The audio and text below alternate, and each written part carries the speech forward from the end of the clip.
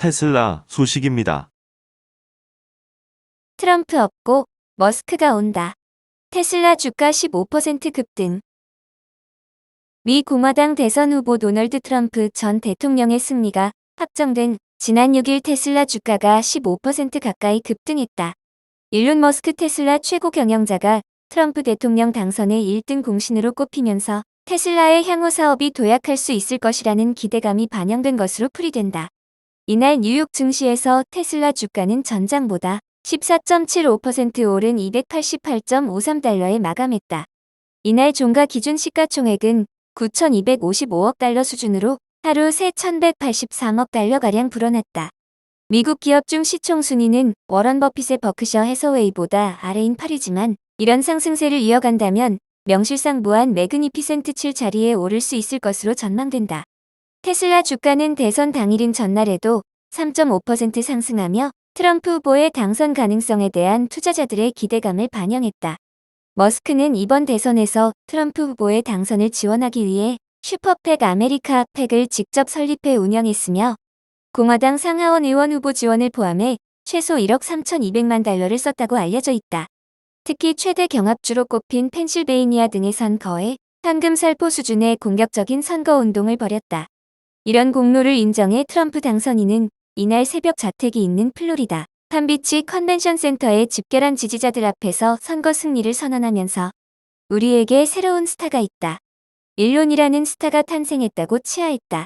또 머스크를 일컬어 특별한 사람, 슈퍼 천재라고 치켜세우기도 했다.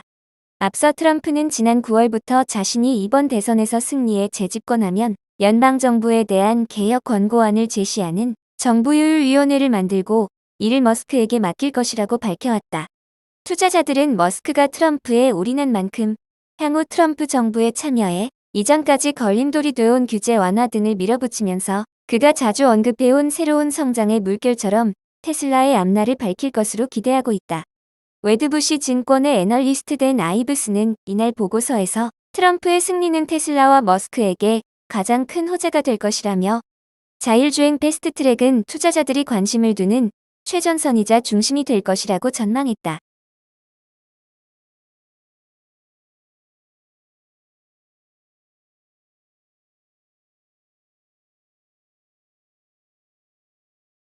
애플 소식입니다. EU 디지털 시장법 첫 과징금 예상. 앱스토어 규제 강화. 애플이 유럽연합의 새로운 빅테크 규제법인 디지털 시장법 위반으로 첫 과징금을 부과받을 것으로 예상됩니다. 지난 5일 블룸버그 통신은 이번 제재가 애플의 앱스토어 지배력을 둘러싼 규제 당국과의 갈등이 고조되는 상황을 보여준다고 보도했습니다. 블룸버그는 익명의 소식통을 인용해 애플이 앱 개발자들에게 앱스토어 외부에서 더 저렴한 제품과 서비스를 이용할 수 있다는 사실을 사용자에게 알리지 못하도록 제한한 것이 제재 사유라고 설명했습니다. EU 당국은 이달 말 마르그레테 베스타게르 현 경쟁 담당 집행위원회 퇴임 전까지 애플에 과징금을 부과할 것으로 알려졌습니다. 이는 애플이 음악 스트리밍 서비스 스포티파이 관련 건으로 20억 달러 벌금을 부과받은 지 불과 몇 달 만에 이뤄지는 추가 제재입니다. 지난 6월 EU 집행위원회는 애플의 앱스토어 운영 방식이 DMA를 위반했다는 잠정 결론을 내린 바 있습니다. 집행위는 디지털 시장법에 따르면 애플 앱스토어를 통해 앱을 배포하는 개발자들은 추가 비용 없이 고객에게 더 저렴한 대체 구매 방법을 알리고 유도할 수 있어야 한다고 설명했습니다. 다만 과징금 부과 결정이 연말까지 미뤄질 가능성도 있습니다. 관계자들은 이번 결정이 아직 초기 단계이며 EU가 애플이 법을 준수할 때까지 주기적으로 벌금을 부과하는 방안도 검토하고 있다고 덧붙였습니다. DMA는 EU가 디지털 시장의 공정 경쟁을 확보하기 위해 도입한 규제로 일정 규모 이상의 플랫폼 사업자를 게이트키퍼로 지정해 특별 규제하는 법입니다.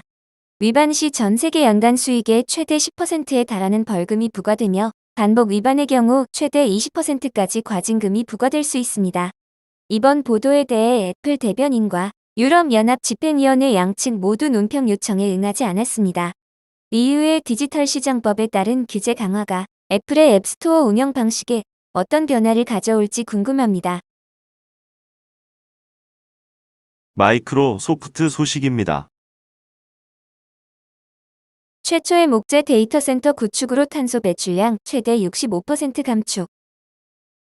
지난달 31일 마이크로소프트는 탄소 배출의 주요 원인인 강철과 콘크리트의 사용을 줄이기 위해 초경량 고강도 목재로 만든 최초의 데이터 센터를 건설하고 있다고 발표했다.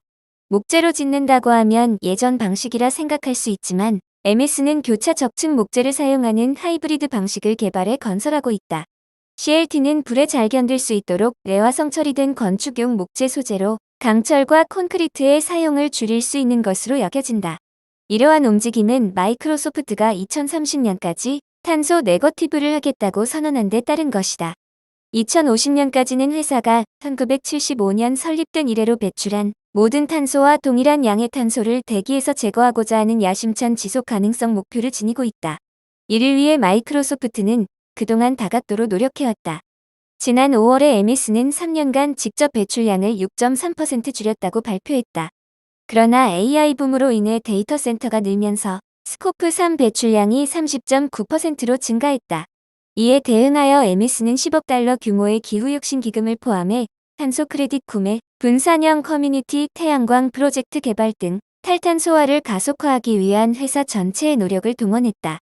이번에 발표한 목재를 사용한 데이터 센터 건축도 스코프 3 배출량을 줄이기 위한 활동의 일환이다. MS의 데이터 센터 엔지니어링 팀의 지속 가능성 책임자인 짐 하나는 모두가 힘을 합쳐야 하는 작업이라며 우리는 전체 가치 사슬에 걸쳐 재료 또한 생각할 줄 아는 존재가 되어야 한다라고 말했다.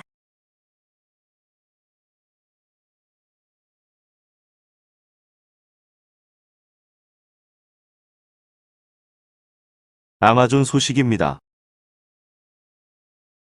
미 애리조나서 드론 배송 서비스 시작. 5일 IT 매체 더 버즈에 따르면 아마존은 애리조나주 톨레슨에 위치한 당일 배송 사이트에서 드론 배송 서비스를 시작했다.